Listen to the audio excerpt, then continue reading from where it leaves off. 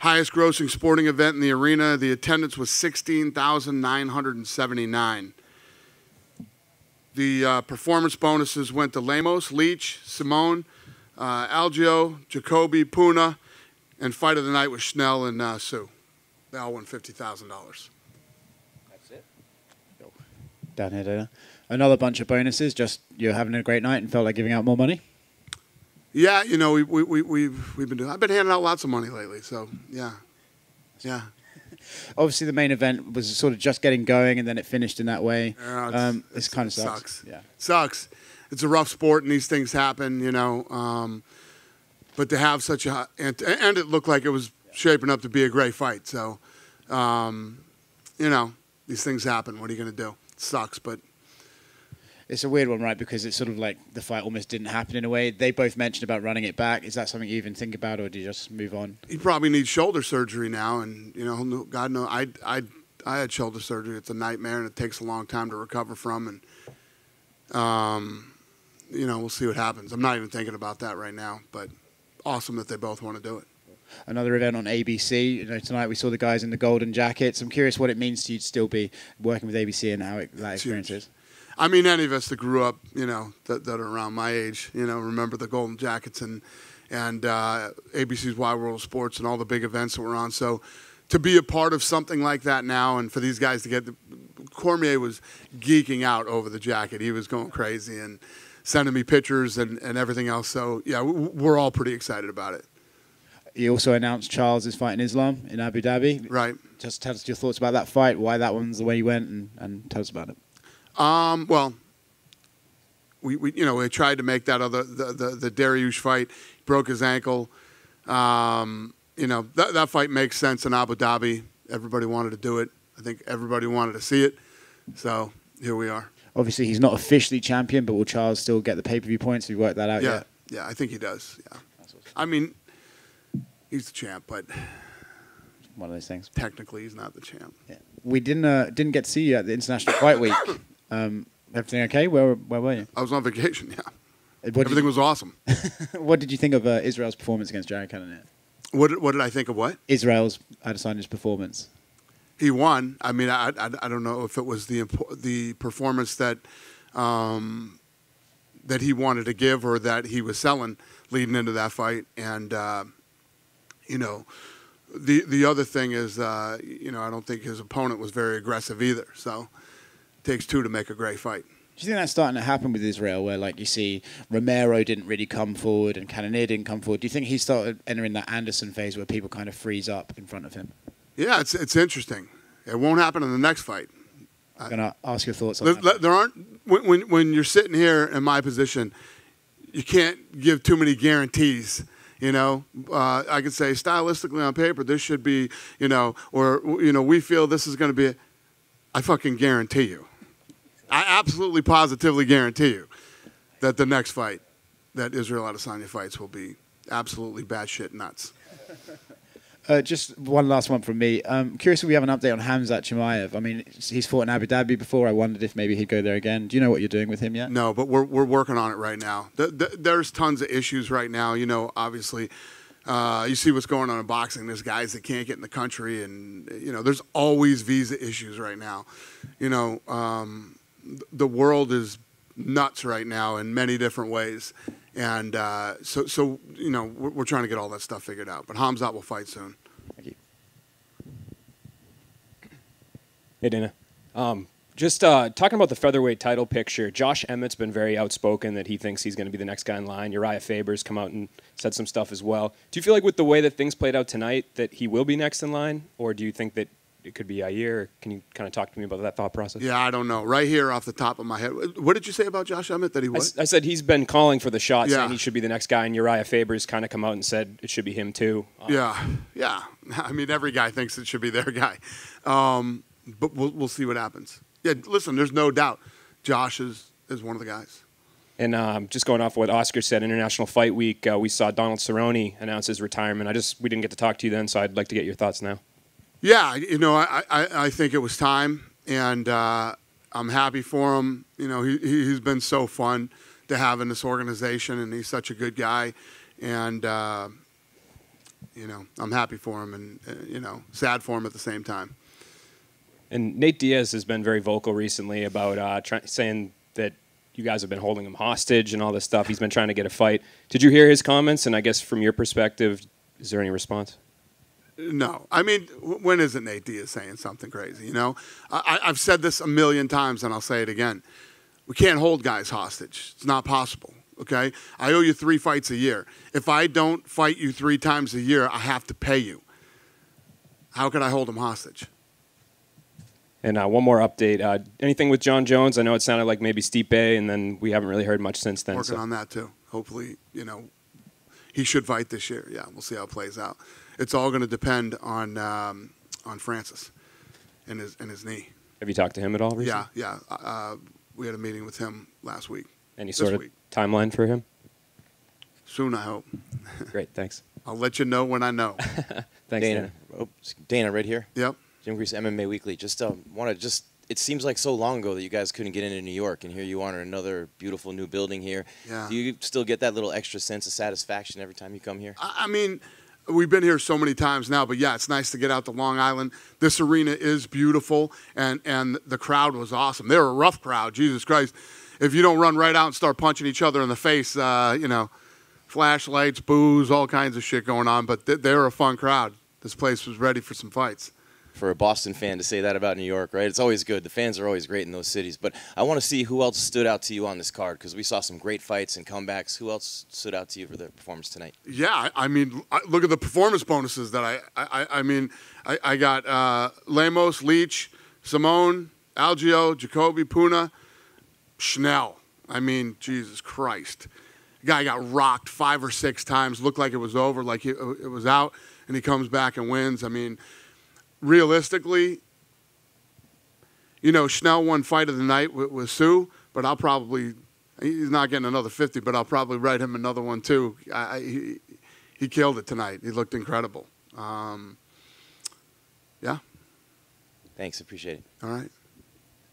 Dana, so follow up on Nate Diaz. So what is your plans like to get him back in there? What would you guys like to be doing with him? What do you think my plans are? We're going to get him a fight. Well, like how soon? Are you looking to get him in the next couple months? Or? I don't know. We'll see what happens. And then the other. I have to get him 3 fights a year. I offer fights. He either accepts them or turns them down. And obviously, I'm not paying him. So I've offered him fights. So he's turning them down.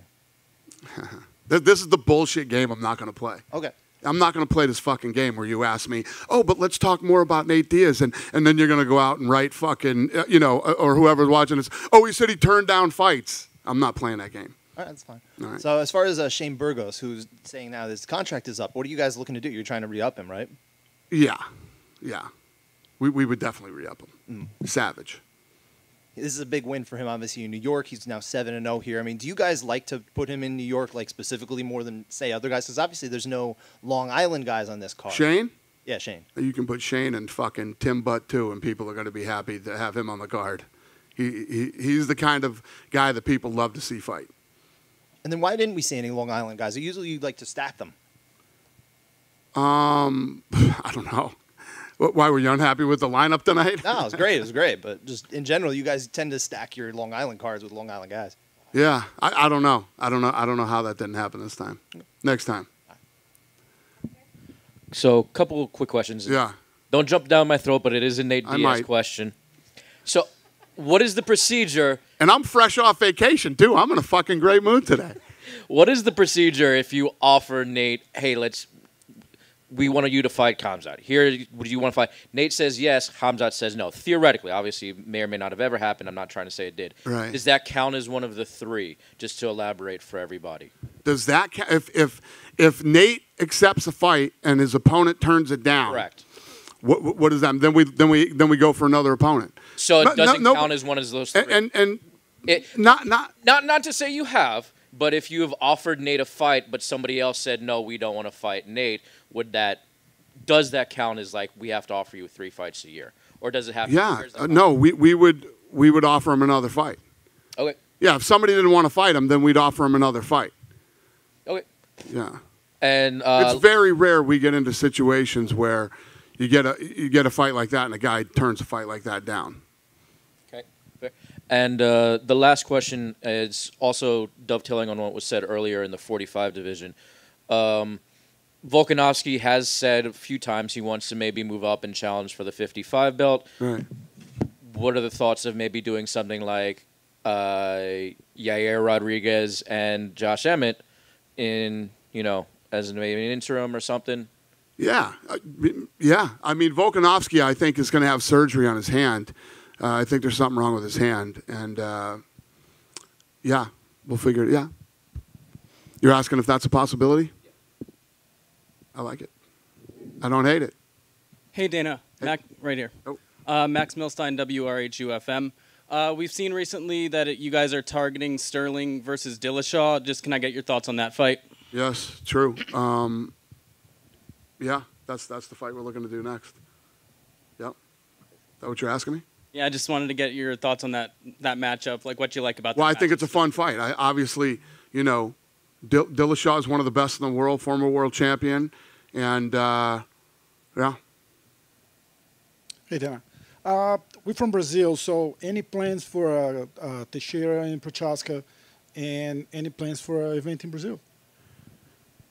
Yeah, what were we talking about for Brazil? You guys, next year, right? Yeah, next year. We won't be to Brazil till next year. And Teixeira and Prochaska, I saw a post that Jerry did about accepting a rematch. He wants to do a rematch. Yeah, I saw that he wants that rematch too. We haven't really talked about that yet though, but I respect the fact that he wants to fight him again. It's awesome. Thank you. Yep. Hey, Dana, Mike, 77 WABC. Hey, buddy. Hate to ask you this question, but it's part of my job. I'm not sure if you heard earlier in the week, Jake Paul, he was on the fan. He was throwing typical jabs at you. What do you say to Jake? Is this still something? Is this still a thing? It is still. He was on the fan. It isn't to me. I could care less. He's a pay-per-view turd. Do you think there's any chance, are you open to giving him a chance to fight in the UFC? I would never say never, but that's the last fucking thing on earth I'm thinking about. Do you at all keep in contact with him? Yeah, we talk all the time. Yeah, this is real. He was on vacation with me when Thank you. Thank you. I could tell you guys are done with me now. If we're getting into fucking Jake Paul questions here. Yeah. Oh, we could always go to Jake Paul questions. It's not that bad. Or even, I'll go there for you real quick. Do you know Hasim Rahman Jr. at all? I know you're a big boxing guy. I know of him. I saw he just got knocked out by Tommy Morrison's son. So I know this is going to be a question that you're going to get asked 100 times. What are your thoughts on that fight? Do you think Rahman ends the Jake Paul hype train? Well, he just got knocked out. Why wouldn't you go after the guy who knocked him out? That's a tougher fight. That's not the business I'm in. I'm in a different business than that. And then, I'm in the tough fight business. And then I have endless questions for you, Dana, but even like a Logan Paul question, I know you spoke to Logan a little bit when you were on the podcast, and you mentioned a little bit like you might be interested in possibly having him potentially do a UFC fight one day. Was there any more talks? Well, I like Logan Paul, but I don't. I would never say never that, I would never do that, but every Tuesday I go into matchmaking and we don't talk about that kind of stuff. And then I know you have you said a lot of big fights are coming up. Can you give us one? I can't. When we're ready to announce it, I will. Is Colby versus Poirier potentially one of them, or is that a fight that you might be entertaining? Because we spoke to Colby one night and he was like, it's looking like Poirier.